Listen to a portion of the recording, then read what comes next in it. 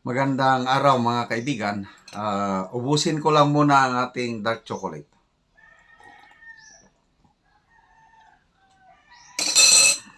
Okay. So, dito lang po mag-order. Yung gustong makatikim nitong pinakamasarap na tabliya or kakao na natikman ko sa balat ng lupa. Okay. Nakita ko sa post ni retired Air Force General Romeo B. Pukis. Yung isang post niya, sabi niya, great ironies in the government's war against the communists. Number one, the most effective fighters against communist propaganda, Jeffrey Celes and Dr. Lauren Badoy are in jail. So, kung ituloy ko itong kanyang post, makikita mo yung all-out support niya, nakikisimpatya siya kay Eric and Dr. Badoy. And then, another post, mas bagong post, sabi niya, kung ganyan din lang ang kalidad ng ating mga mambabatas, meaning yung mga congressmen na nagpakulong kay Eric and Dr. Badoy, magpapakulong na rin ako kesa magpaabuso sa mga iyan. Isang malaking karangalan iyan, yung magpakulong. Wow. Retired general, 3-star general na ito ngayon. Yung pension niya, 3-star eh. Handang magpakulong. Kinoconsider niyang malaking karangalan yung makulong siya para sa paglaban ng karapatan. Okay, may napanood din ako na sa Reels, yung statement ni Jeffrey Celes na handa siyang makulong for life to fight for his right and for the right of others. Panoorin natin sandali ito at magbigay ako ng comment. Maliwanag po na ito'y kangaroo court, paglabag sa konstitusyon at saligang batas. I can be interviewed, brother. Hindi po kayo korte. Hayaan mo ko magsalita. Karapatan po ng mamamayan ang ipinagtatanggol dito. Ang konstitusyon ay bahagi ng batas, pinakamataas na batas ng ating bansa. I will be detained for life, so be it. I will stand for my right. Otherwise, I will lose my right and the people's rights. Okay, so nakakabilib itong Eric. And kapansin-pansin yung parang pinipigilan siya ng isang staff ng Kongreso. Kaya sabi niya, brother, karapatan ko itong ma-interview. Huwag mo akong pigilan. Grabe itong Kongreso. Wala na. Silent martial law. So, kangaroo court. Sabi niya, kangaroo court. Ano yung kangaroo court? Yun po, term ng mga NPA communist. Ang daming biktima ng kangaroo court. Ang kangaroo court po, mga style ito sa mga barangays na kontrolado ng NPA. Ang sino man na naisumbong, kunwari may kasalanan, haharap lang sa mga NPA commanders. Sila na yung korte. Represent na yan. At sentensyado na siya yung korte na wala kang kalaban-laban. Yan ang kangaroo court ng NPA. Kaya sabi niya, this is a form of kangaroo court. I agree. Yung ginawa ng Kamara, lower house na pagkulong kay Dr. Badoy and ka Eric, it's more malala pa sa kangaroo court. Kaya okay lang, mga NPA, mga nasa liblib. Yan mga mambabatas. Binabayaran sila, sinusildohan ng taxpayer. Tapos, sila yung gumawa ng batas, yung sotolo. Tapos ayaw nilang sundin. Anong tawag mo dyan? Sobra pa yan sa kangaroo court. Kaya, nakakabilib, nakakahanga. Itong sabi ni Eric, kay Eric na, ikulong nila ako for life. I'm willing, so be it. Kasi kung hindi ko ito gagawin, ang aking karapatan, wala na. At yung karapatan ng ibang tao, iniisip din niya yung karapatan. Kaya, isa kang bayani, isa kang modelo. Kayo, Dr. Badoy and Calorin, mga modelo kayo. Kaya, I agree with General Pukis, yung sabi niya na the most effective fighters against communist propaganda, Ka Eric and Dr. Badoy, ngayon nakakulong na kayo. So, handang magpakulong si General Pukis. Ang tanong, si General Macanas, am I ready na magpakulong? Isip-isip ko, why not? Bring it on! Kung lalo na itong aking vlogging journey, baka may mabanggit ako dito at patawag sa kongreso, ipaharap, i-cite in contempt, so be it. Kulong kung kulong. Sinong tatakutin ninyo? Total, ang buhay ng mundong ito, sandaling buhay lang ito.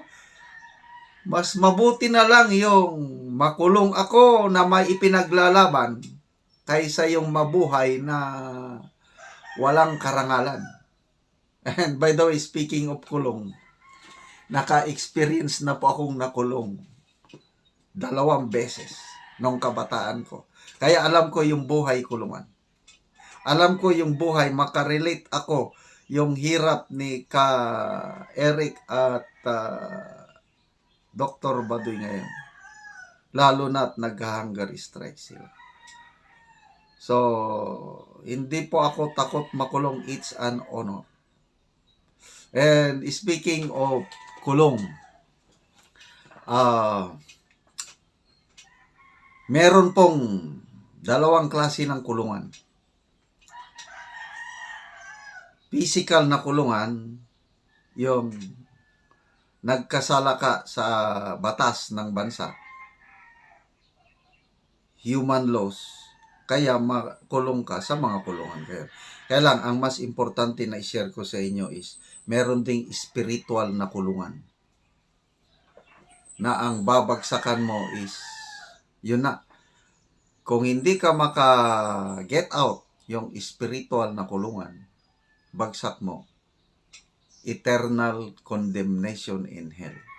Ano po yung spiritual na kulungan? Tayo po lahat makasalanan. We are all slaves to sin. Ang tao po merong sinful nature. Na yun ang yung buhay ko is nagapos ako sa kasalanan nung una. Kahit alam kong masama, ginagawa ko pa rin. Bakit? Because I am a slave to sin. So, lahat po ng kasamaan sa buhay na pagdaanan ko, kaya nga nakulong ako ng 2 beses. Hindi ko na lang muna, yung hindi na-vlog ko na ito noon, kaya lang, basta, mga kasamaan sa mundong ito na pagdaanan ko. Dahil nakulong ako ng kasalanan. But, ito, by the grace of God, nakalabas na ako sa kulungan. Paano ako nakalabas? Sa kapangyarihan po ng Diyos. Dahil sa kapatawaran ng Diyos. Dahil sa ebanghelyo o good news ng Panginoong Hesus. Yung ABC. Tinanggap ko yung ebanghelyo o gospel. Ano ang ABC? Accept. I accepted that I am a sinner.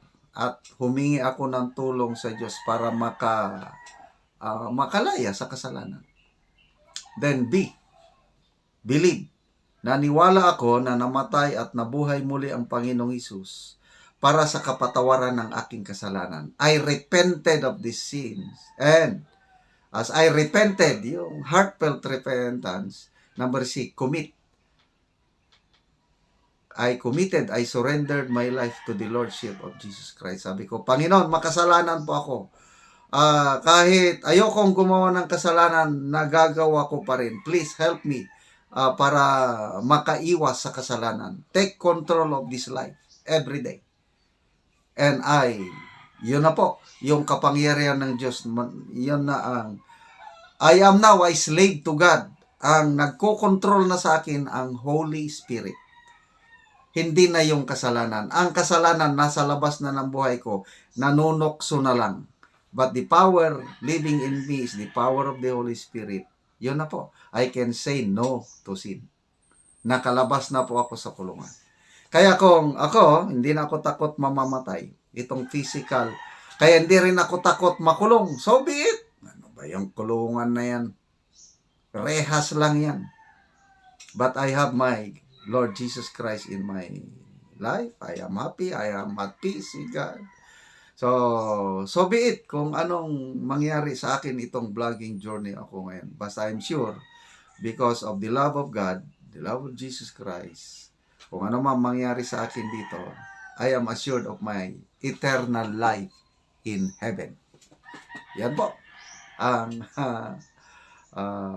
paano tayo ma-set free sa kulungan ng kasalanan. Isa lang po ang makakapag-set free sa atin.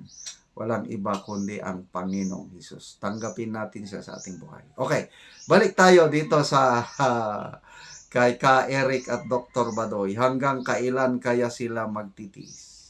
Let's pray for them. Dahil ang laban nila, hindi lang para sa kanila. Ang isip nila, ang puso nila para sa bayan. Kaya nga, laban kasama ang bayan. Yun ang programa nila. Laban ito ng kasamaan at kabutihan. At sina Ka Eric at Dr. Batoy nasa panig ng katotohanan, panig ng katotohanan para sa bayan. Kaya suportahan na.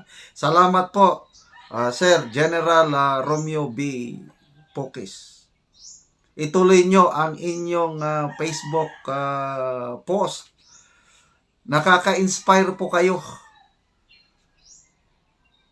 Kaya, nandito lang po kami, ang iyong makapwa retired na palaging nag-aabang sa inyong post. At sana, magiging matiwasay pa ang administrasyong ito na kapwa nating sinuportahan noong panahon ng eleksyon. Sana magbago pa ang takbo ng administrasyong ito at ang Pangulong Marcos, matapos niyang kanyang termino with flying colors katulad ng kanyang amang Marcos Sr.